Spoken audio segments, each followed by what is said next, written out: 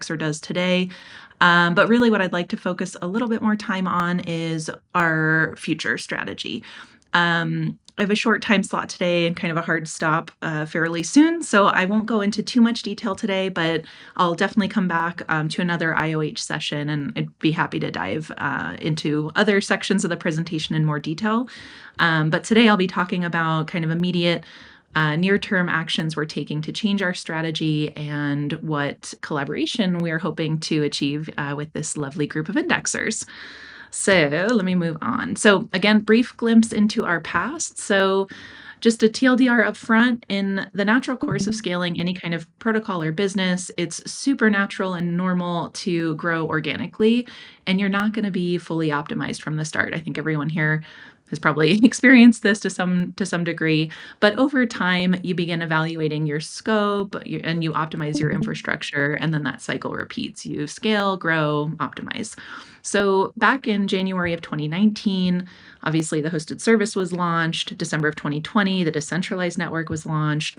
And from that 2019-2020 timeframe up through 2022, we across the graph as a whole, everyone was kind of focused mostly on user adoption, making things easy to use and prioritizing seamless UX for users. So scaling was the name of the game. In late December 2022, early January timeframe 2023, EdgeNode started consolidating and optimizing our infrastructure internally to try to run the hosted service better. And then in June of last year, we sunset the hosted service and we launched our upgrade indexer. From June until December, we continued our optimization and streamlining efforts, and that gets us pretty much to where we are in the present day. So this is a pretty oversimplified view of what the upgrade indexer does. So We've broken it out into several buckets here. On the left, you'll see bucket 0, we just have for posterity's sake. That was kind of the initial role of the upgrade indexer last June, which was the initial syncing of migrated subgraphs during sunrise. So when users were migrating their subgraphs or upgrading them from the hosted service onto the decentralized network, the upgrade indexer ensured that those subgraphs were synced on day 1 by leveraging a lot of the same infrastructure on the back end. That's complete and it's no longer relevant. What is relevant are the remaining 3 buckets you see on the screen. So starting from the left, we have bucket 1, which covers Studio and N-1 support.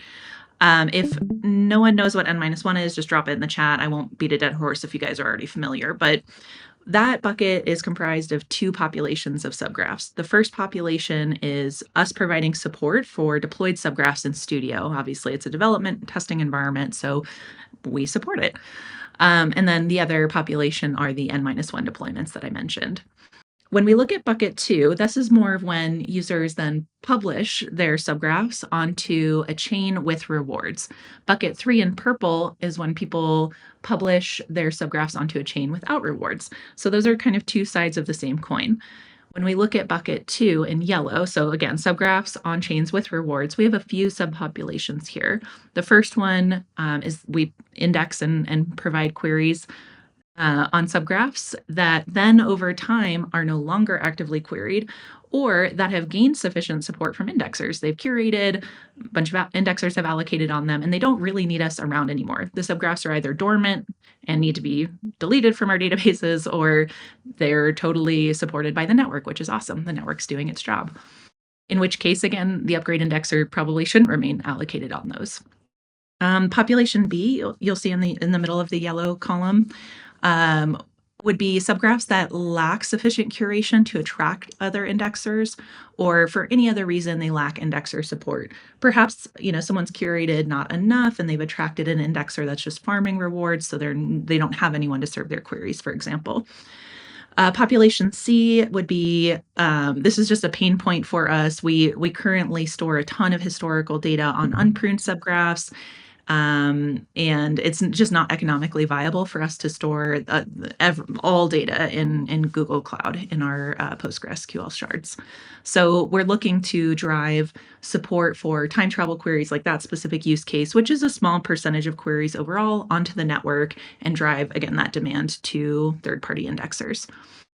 I mentioned bucket 3 is the other side of the coin of bucket 2. So this would be subgraph support on chains that don't have indexing rewards. Therefore, there's no incentive for any of you guys to support these subgraphs. The protocol economics have not been unlocked, so to say.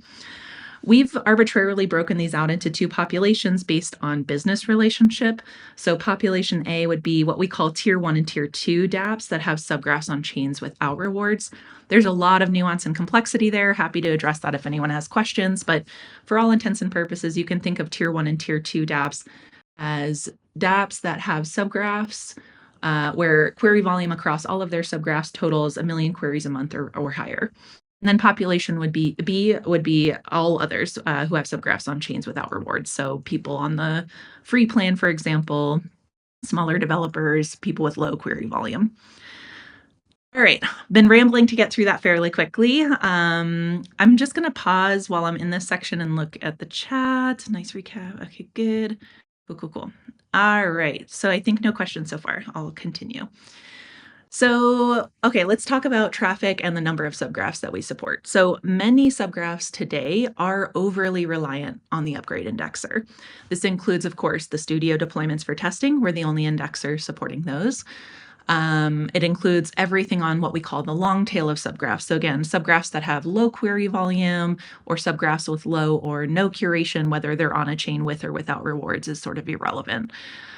So anyone who fits into this profile is almost entirely supported by the upgrade indexer. For reference, when we talk about the free tier, that basically is synonymous with accounts that have up to 100,000 queries a month, and that 100,000 query number resets every month. So again, low query volume or lacking curation. And then for subgraphs that are on chains without rewards, of course, regardless of their query volume, there's no protocol incentive for anyone to support those. Looking at network traffic, the upgrade indexer serves about 8.5% of all network traffic, or 36% if we factor in the studio subgraphs. And when we're looking at the volume of subgraphs, basically 85% of all subgraphs on the network depend on the upgrade indexer to serve 70% or more of query volume, plus, again, all studio subgraphs. So that's really 93% of all subgraphs across both the network and studio are solely or overly reliant on us. It's not that dire. That doesn't look great at first blush, but a lot of this is self-inflicted, to be completely frank. We are still indexing and serving queries for a bunch of subgraphs that don't even need our support anymore, or we could be, leaning in and helping curate on subgraphs to bring that volume to you guys, to the decentralized network. If we were to spin down the upgrade indexer, which we're discussing, is that a feasible option? How long should we keep this thing around? It's obviously very expensive and labor intensive to maintain. If we got rid of the upgrade indexer today, a lot of these long tail subgraphs would just be rugged, unless we can find a way to support the free tier / long tail users long term. So this is really the crux of our issue, and the one thing that would basically prevent us from getting rid of the upgrade indexer. All right, so this brings us into what's our plan for the future? How do we figure out how to reduce reliance on the upgrade indexer? In the interest of time, I boiled this down to just these 3 bins here. There's a ton of detail that goes into each one. So if you have specific questions, feel free to put them in the chat and I can address those now. Or again, I'm happy to come back in another session and dive into each of these phases in more detail. But we can think of our proposal to hopefully deprecate the upgrade indexer as having 3 phases. Phase 1 is ending that altruistic indexing support. So support for subgraphs on chains without rewards by fast tracking them through the chain integration process or program. We're hoping to get council votes on enabling rewards for all of those chains, or approval to deprecate them if there's low adoption or they're just impossible to support for a variety of reasons. Like Harmony is a good example of a chain that may be a candidate for deprecation. So we want all votes completed on all chains that currently don't have rewards to be completed by the end of Q1. So that would be end of March. Which would enable us to then, again, either start curating on those subgraphs and drive that volume to you guys, to indexers, assuming you can, run the correct nodes and infrastructure, or we would deprecate and then spin down support. Phase 2 involves a bunch of internal stuff that we're talking about at EngineNode about imposing limits on those free tier users. An example of one policy that we're discussing is potentially limiting the number of subgraphs that studio users can have on the free tier, or in general for any studio user, regardless of whether they have they're paying for their queries on the network or not. Another one is just auto pruning everything and not serving any historical queries. So a bunch of policies we're discussing internally to reduce our scope in our current state. But one thing that's binned into kind of phase 1 / phase 2 is a curation campaign. I'll talk a little bit more about that on the next slide, because that's the main reason why I wanted to come talk to you guys today. I'll admit that phase 3 is a little bit more nebulous, but arguably the most important part of this process, and that is figuring out a way to get Studio supported by the decentralized network. Today, the backend for Studio has shared infrastructure with the upgrade indexer. There's a lot of other things that we need to solve for, like logging and observability stuff, like ensuring we can still maintain a free development environment on the network, and what are the network economics impacts of that. But it's definitely on the roadmap for us to figure out that difficult but critical piece of the plan. All right, so last slide, and then I'll stop blathering on. So what we're looking to do, again, regarding curation and how indexers here can help, is basically we want to solve for that issue of all of the subgraphs on the long tail that have low curation today. We originally talked about the upgrade indexer collecting indexing rewards, but we decided a better strategy, which doesn't require any kind of subsidy for EdgeNode or anything like that, would be instead shifting to a curation campaign. Curate on, basically EdgeNode will boost our curation on these moderate to high query volume subgraphs that are currently over-reliant on the upgrade indexer, so that there's sufficient indexing rewards going to to those subgraphs to support third-party indexers who want to pick them up. So again, instead of keeping all of that volume internal and trying to figure out how to subsidize our operations or collect indexing rewards to offset our costs, we instead want to allocate that capital to this curation campaign and drive the volume to the network. We really need indexers' help, though, serving network subgraphs where more than 20% of traffic is dependent on the upgrade indexer today. So we want to drop support once the upgrade indexer query volume share on these high value subgraphs is less than 20%. So if the network indexers are allocated on these subgraphs and you're serving 80% or more of the traffic, we'll unallocate and back away. So again, EdgeNode is going to start looking at the first, several hundred or thousand high-value subgraphs that have good query volume, and we will curate on them and drive that to the network. So ultimately, what we would love your help with is in getting as many subgraphs under that 20% volume threshold of being reliant on the upgrade indexer as possible, which would free us up to unallocate and scope down our operations. All right. I know I've rushed through it. I was trying to get through it in time. I will stop sharing. Well, maybe I won't stop sharing my screen in case someone has questions and it takes forever to load again. But yeah, we can go into some questions now. Fantastic. A lot of people seem to have a lot of questions. So the first one's from Josh saying $20 in queries per month means tier 1/2 question mark. And then there's a follow-on under that if you could see the question. Let's see. Oh, the tier 1, tier 2. So yeah, tier 1 is really 10 million queries or more per month, and then tier 2 would be 1 to 10 million queries a month. And yeah, I think we all recognize there are issues in billing and network economics, and I think DIPS is going to be a huge part in resolving that kind of the economic imbalance there. And then the long tail subgraphs with no other support, do you know how many of those see 0 queries? Seems like the UI is on. Okay, that's an excellent point. So internally, I mentioned we're imposing a bunch of limits on free tier and long tail users. Yeah, so we are carting around a lot of, we remain allocated on old, like N-2 and older versions of subgraphs that we can dump. We have some dormant subgraphs I mentioned, subgraphs that are no longer queried that we can dump some of that data as well. So definitely a lot of cleanup needed. Right now we're allocated on about something like 9,000, over 9,000 network subgraphs, but about 12,000 studio subgraphs. So about 21K subgraphs in total. But again, a lot of that figure is bloated and there's a lot of cleanup we need to do. From Vince, let's see, rug them all besides anything being used or chains awaiting CIP approval. Anything else is just a place to shove stake. Market will figure it out. Our NVMEs will thank you and we'll get a better idea of what the alive part of the network looks like. So I really get your point. And I think part of this is like there's a human element here. What we're really all working towards is a thriving ecosystem of data services, building out a marketplace, and really scaling the graph beyond an indexing kind of service. And so, I mean, there's something to be said, right? If we rug a ton of users now and we want to bring them back later when we launch other data services, how hard of a bar? I mean, we'll have a reputation hit, like we'll have to convince people to come back and trust us again. So, I mean, that's just one of many factors that go into that decision. But I agree, like if a lot of the subgraphs and query volume today is more or less subsidized, like that isn't really indicative of the current state of the graph's users.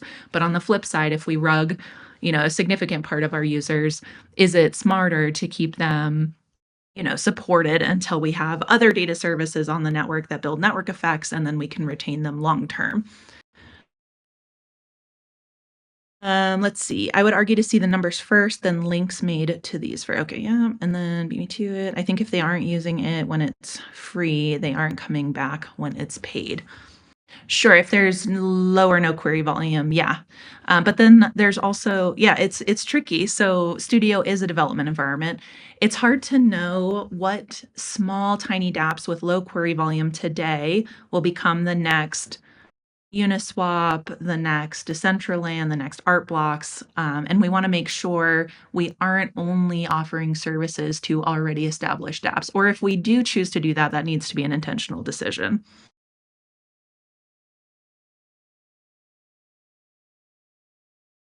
Cool. All right. If you guys have any other questions for me, I'll stick around for another like 2 minutes or so. Else we can move on. Amazing, amazing. Folks, feel free to type in the chat. I see a few people typing, so let's give them a moment. Okay, you're getting a lot of thanks there. Amazing. Yeah, that was great. That was really, really good. Appreciate you condensing what is a lot of content into a small piece of a small bit of time. So yeah, and Matthew was saying these are tough questions, and I commented that you're doing a great job answering them. Yeah, okay, we've got some more questions coming through. We've got another one from Josh. Can you see that in the chat? Yeah, if the ISA is pure round robin, how many subgraphs would see the upgrade indexer being lower? Like if it didn't penalize anyone for any factors and just went, like, I guess I'm not sure what you mean by pure round robin in that case. Yeah, Josh, would you like to add some additional context, either in chat or on voice? I'll unmute. It's probably a little bit easier. What I mean by that is, let's say it was purely a round robin. Indexer A serves this query, indexer B serves that query, so on and so on. Rather than, hey, the upgrade indexer may be a better suited indexer to serve a query that's going on. So maybe it basically comes down to, if there's 10 indexers on a subgraph, but the upgrade indexer is really the better indexer to serve that query, it's going to be very hard to get below that 20% threshold of support. I see your point. Yeah, so the ISA today does heavily penalize the upgrade indexer. So if, let's say, we are allocated on a subgraph and 4 other indexers, it will, the selection algorithm will only choose us if we are more performant with a heavy penalty in place. So we shouldn't be selected in most cases when there are other comparable, high functioning indexers allocated on a subgraph. But if we remove the penalty and put us out of the equation, you mean? Yeah, I guess that would be interesting to understand that more. Thank you. Yeah, thanks. Amazing. Actually, Chris is typing, and then Matthew's just, I assume this is a question, but he says, presumably some percentage of subgraphs choose the upgrade So index. that's what I was just saying. Yeah, so we are penalized pretty heavily. So other indexers allocated on a subgraph have to be performing like quite poorly in order for us to even be selected. Got it. Sorry, I missed that. And then we got another one from Chris as well, just under. ENN has a number of allocations open on the upgrade indexer. Strategy moving forward. Yeah, so our strategy ultimately is to, is the penalization solely on the basis of low economic security? Okay, so let's see. First question. Holistically, the upgrade indexer strategy is to curate on these a ton of long tail subgraphs, get other indexers allocated on them, serving the queries, and then we'll unallocate. The penalization, I actually don't know a whole ton about that. That would be a good question for Theo or Lorenzo, so I'll jot that down. We can shed some more light on kind of the penalty. Yeah, 0.7. I honestly don't know, Slim, if that's the same today, but I added it to my notes.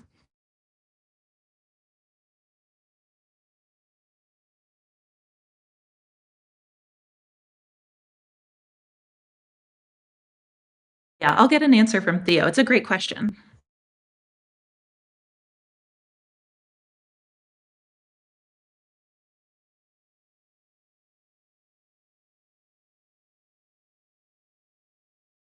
All right, let's see. 1GRTL. Yeah, it's a good question. Well, I'll follow up and share some more info on that.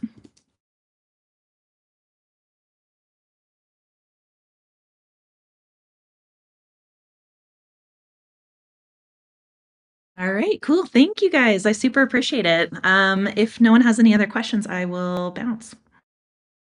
Yes, thank you so much. This was incredible, and I'll follow up with you so we can get another call scheduled as well, because people seem to love this one. So yeah, thank you so much. That was amazing. Okay, so now we will move on into the next section. Feel free to keep going in the chat, guys, if you want to continue talking about that one. We have the good fortune of another Edgenode person coming along to join us, and that is Marco, and he's going to be telling us a lot about the release process. I know that in the last time I spoke to you guys, I asked, what would you like to see from core developers or hear about? And this was one of those topics, and it's a pleasure to be able to deliver on that. So, Marco, feel free to jump on the mic, and I will start sharing my screen so that we can get you up and running. Cool. Did you get the slides link? Yes, I did. So I've got the slides over here, so I'm just going to go ahead and start screen sharing. So just bear with me one moment. I'll just tell you when to press next slide here. Yes, yeah. That would be ideal. Okay, share. Okay. Let me know if people are seeing my screen. You see Discord. You see Okay, for Discord? me. Okay. And then now do you see GraphNode release updates? You see the presentation? Discord. You see? Discord. Okay. Tapping. All right. Noob over here. Let's go change windows. Add windows. Show all windows. Thank you for calling in Microsoft. How may I help you?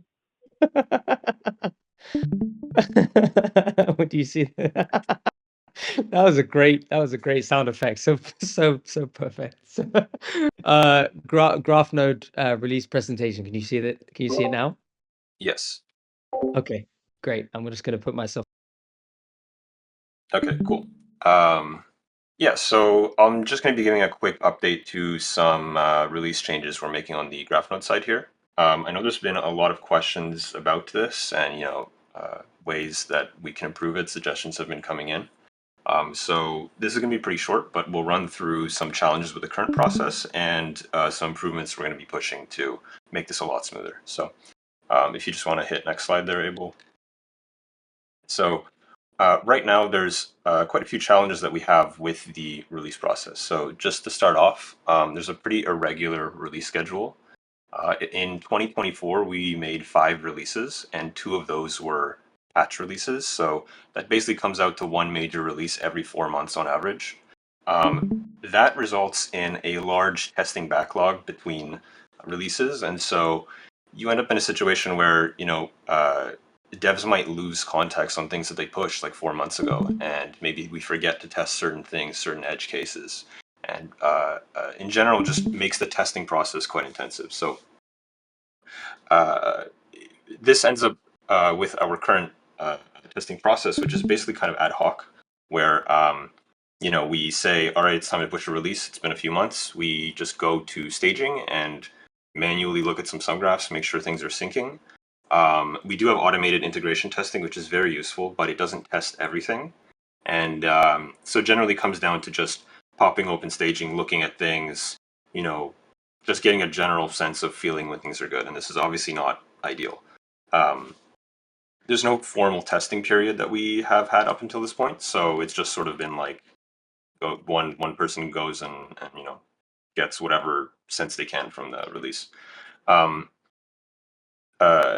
so ultimately it results in a very manual process, right? So it comes down to just what the feeling is, and this is really not good for ensuring stable releases. The only real hard guarantee we have is the integration tests, although they are limited, right? And so there is a good chance that we're going to release something that is going to include some kind of bug.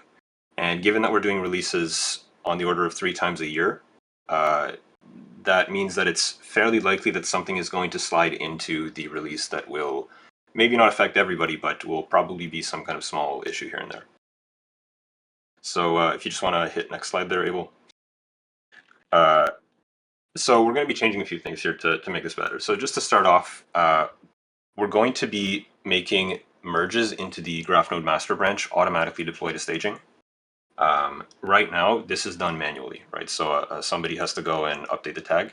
But going forward, every time we merge a feature, it's going to be immediately live on staging, and that means that we're going to be testing it immediately in our cluster. So if there's any kind of weird, ops issues that come up, these things will become known right after the merge, instead of hanging around for a few months. This just means we have, in general, fewer surprises when things are released. And further, we're going to be making sure that the changelog is getting updated with these feature merges. So one thing that's happened, right, is we merge a bunch of features and we have to go and collect the changelog essentially later. Problem is that we have to go and look through all of the PRs and sort of collect information from like whatever was the comments on there, the descriptions and things. And these things aren't really that reliable. So rather than doing that, we're just going to be updating the changelog fresh. The person merging the feature is going to have that context and be able to give an accurate message there. And so with this, we're going to be able to establish a concrete release timeline. So given that staging is going to be consistently tested and the integration tests are going to be running just every single night consistently with the master commit, this is going to give us pretty good confidence that we can release things to our own production cluster when we need to. And so the idea is we're going to release it to our prod instance here. We'll test this for a few days, maybe 3 days or so, and then we'll tag a public release on GitHub. And that'll give us that confidence that, first of all, it worked in staging, nothing's broken over the extended period of time that it's been there. And then also we've tested it on our own production instances and we know we're not running into any issues. And then on that note, right, because this is a lot more automated and simpler, we can make the release cadence much quicker. So this could be, for example, monthly. It might even end up being twice a month. It really just depends on the frequency of changes. But this means that less things pile up. There's less sort of manual things that need to be done. There's less errors that can happen. And in general, it means that there's just going to be fewer larger changes landing in like one release for you guys, for indexers. So yeah, it means that releases will be smaller and just more well-tested and closer to the master commit. So we should be able to have everybody running more upgraded indexers while at the same time encountering less bugs. So I hope that makes sense. If you guys have any questions, yeah, feel free to drop them in the chat. Abel, I think you just hit next slide here, just the QA. So yeah. Okay, so let me see if there's a way I could share just that specific screen there as we're doing Q&A. Let me switch the screen. Okay, yeah, how do I do this? And then also as I'm figuring this stuff out, it would be great to loop back to the questions I posted earlier. Hold on, let me just pull those questions up first. So if you let me just grab them now. Yeah, so Chris, who is also here with us today, which is great, he was quite keen on having these questions answered and also was the main person who suggested this conversation. So maybe, yeah, if you haven't already, just feel free to start with those questions. And then I haven't been monitoring the chat because I've been screen sharing. So yeah, if there are any other ones in the chat, then feel free to tackle those as well. And then in the meantime, I'll try and get this screen share sorted. Cool.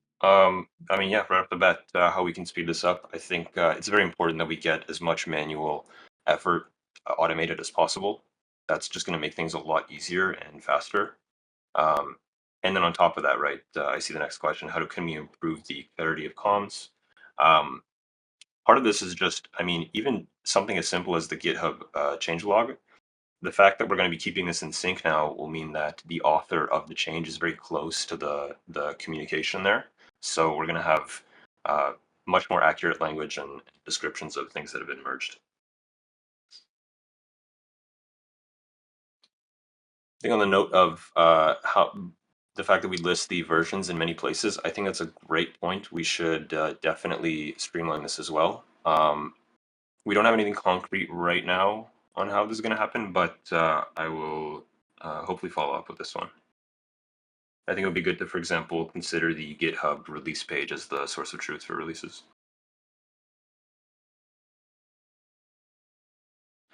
I see a question here. How does the GraphNode team think about the post-release process, getting it ratified in the feature support matrix, and then comms? So if you're talking about right now, as opposed to after these changes, oh, I think there's an echo, Abel. Looks like you're sharing sound. Okay, I think it's better. Yeah, so right now, how it's been running, it's very much ad hoc, and I mean, we've had fairly low confidence, I would say. There hasn't been a great way to say that when we release this, it's definitely going to work and be great. Part of that's the disconnect between our own GraphNode team and the ops team, but that's going to be a lot smoother now going forward. On running the latest GitHub release, the thing is that we'll have a lot more frequent releases, so anything that is published should be okay to run for indexers. But if an indexer wants to have their own individual policy of running one release back, they could be running, let's say, the previous release, you'll be maybe 1 month behind on the changes. And so you'll have some time to catch up on any patch fixes that come up. Like, let's say we release on the 1st of the month and there's a patch in the middle of the month, right? You'll be able to catch that patch release next time you upgrade. But yeah, the big thing is that the release gap is going to be much smaller. Yeah, Marco, from like a kind of like from a software development lifecycle perspective, that makes total sense, and really glad that we're moving towards faster, more iterative releases. But I guess what I'm saying is that the point at which, like, the kind of the end of the software development lifecycle, right? The point of the release is not the point at which an indexer can currently begin running that piece of software on the network.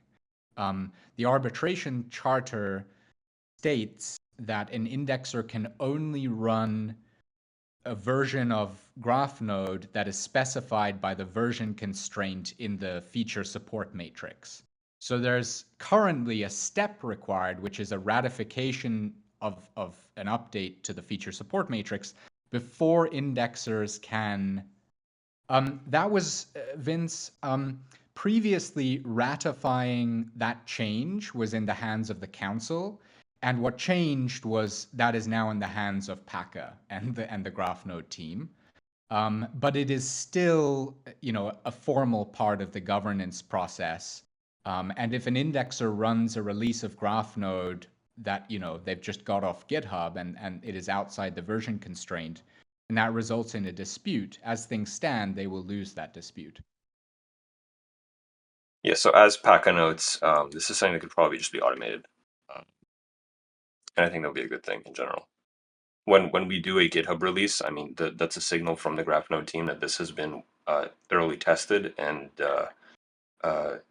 should be good to go. So I think this is something we can just push into the CI as a script.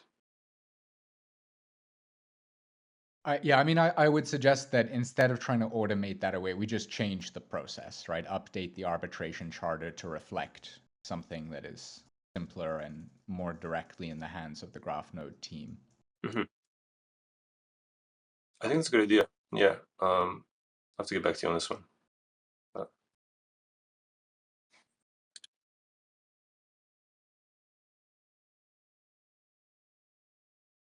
The general theme is just removing all of these paper cuts.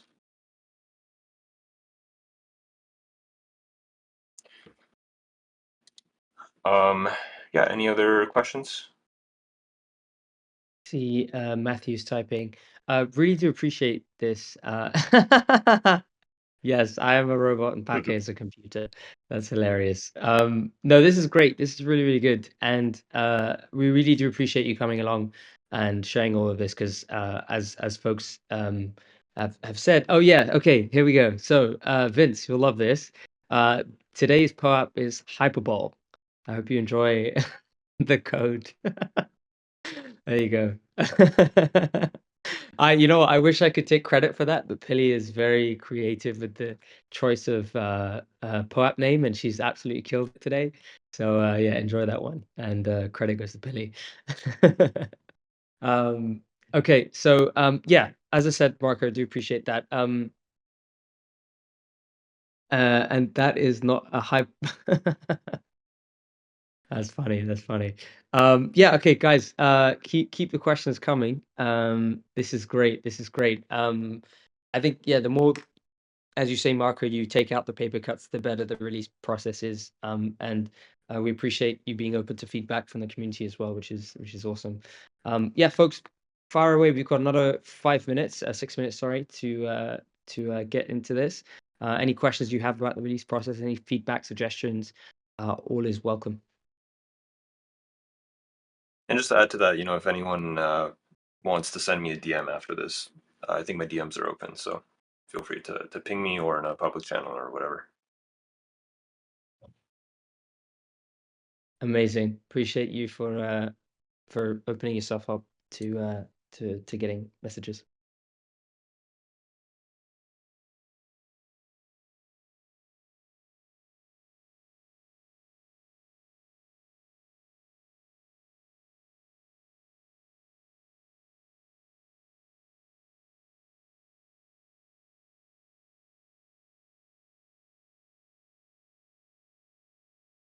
So I see a question here, how do we avoid breaking our databases, as some state change might not affect our testing, but might find things breaking when other indexers upgrade?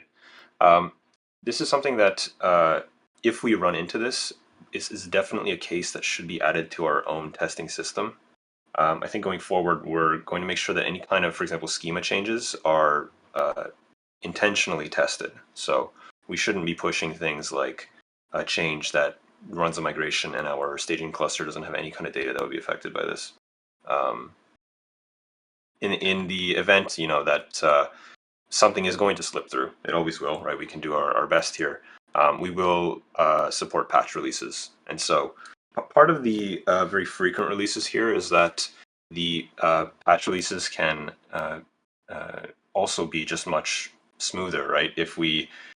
Here's an example. If we have a release that came out 3 months ago and we want to release a patch, this is now going to be basically a branch off of the main repo, and there could be weird ways that things interact, and so we don't want to run into that either. But yeah.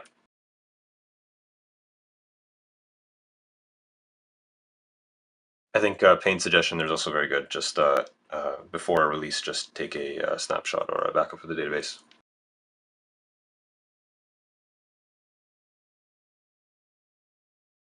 Yeah. If possible.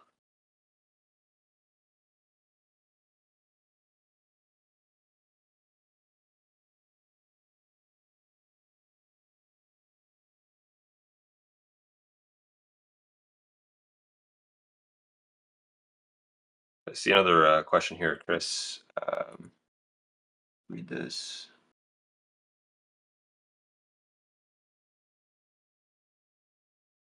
I wouldn't be able to answer this for you right now, but I will make a note and I'll get back to you on this. Thank you. Thank you. Maybe to add a bit more color, if we're kind of wanting to add many new chains as, being supported for rewards on the network, and kind of each one of these chains is kind of an unbounded source of determinism issues. And by unbounded, I just mean that the curation market can be used to steer any amount of rewards to any chain, right? Even if it's like super long tail and not active. And so if you can basically steer rewards at some arbitrary long tail chain, and that chain also has very poor data determinism, then the security mechanism to basically enforce that indexers are doing their work correctly, POIs, is totally broken. And that means indexers don't need to do work and can still claim rewards. So like data determinism of the data sources that graph node operates on is like a direct factor in like the security of the network and the extent to which value can leak out of GRT. Yeah, I think it's a good question. I wouldn't be able to answer this for you, but this might even be good for an upcoming IOH.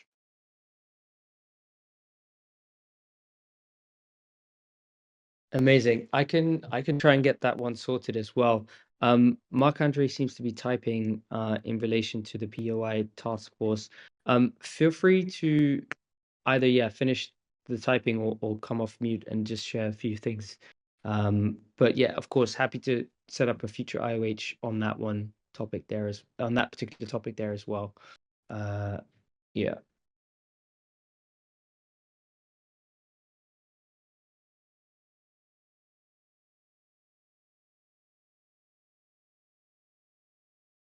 We are coming up on the hour, but let's see. Okay, some communications coming up from the POI task force, mostly geared towards educating on tools to detect and fix bad POIs. First step will be a forum post and we'll request the IOH slot. Okay, Marc-Andre, are you the point person that I should reach out to in relation to getting that update onto IOH, or is there a better person? Who's your recommendation there? I can obviously do some digging, but if you do know, that'd be great. It just makes my life a bit easier finding the person. Okay, POC, cool. All right, well, you expect a DM from me in relation to that, and yeah, once timelines align, we can settle on a date. Okay, final call for questions on the topic as it relates to on the topic of release process.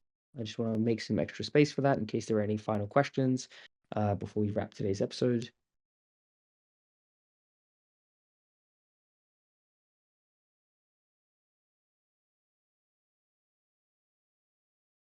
Alrighty, I see Vince typing, Chris is typing.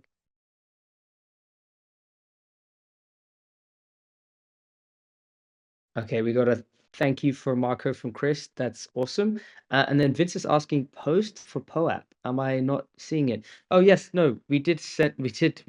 Wait, what? You responded to it. You laughed at it. No, hyperbole. You remember?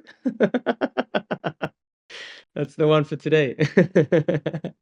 I got you, fam. Yeah, thank you, Chris. Thank you.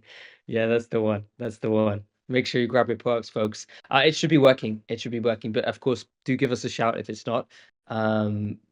Yeah, yeah. That was my reaction because I was like, he noticed it and he lolled. I was entering bowl and then you. Okay, interesting. Well, there you go. It's hyperbole, and that one's dedicated to you. Okay, I'm not seeing any final questions for stuff as it relates to release process. So I want to say a special thank you to Marco, bowl of water. I want to say a special thank you to Marco. Any final words, Marco, on the topic before we wrap today's conversation on this? I just want to point out we will have a new release coming fairly shortly. So just keep on the lookout. But other than that, yeah, let's get this out, and then I'll share an update when the new release process is live. Alrighty, thank you very much. So we really do appreciate. Should we wait for new release? Question mark serious bugs on the new release that you just mentioned there, Marco? That's a question from Marc-Andre. So we've been testing it for quite a while now. I think a few weeks even in staging and various integration tests. We aren't going to make this public until we test this in our own production cluster for a little bit. So by the time it comes out, it should be good to go. Breaking news, you heard it here first. There you go. Okay, wonderful. As always, feel free to message if you've got any final burning questions. But if not, then I want to say again a massive thank you to you, Marco, for today's conversation. We've already thanked Mickey as well. She did a fantastic job. And of course, thank you to each and every one of you for joining us for today's Indexer Office Hours. This was a great one. I really enjoyed it. It's nice to come full circle on topics. So yeah, we look forward to seeing you all again, same time next week for another fantastic edition of Indexer Office Hours with yours truly, the robot 𝗨𝗂𝗧𝗏. Take care, everyone. Have a wonderful week, and we'll see you again next week. Bye-bye.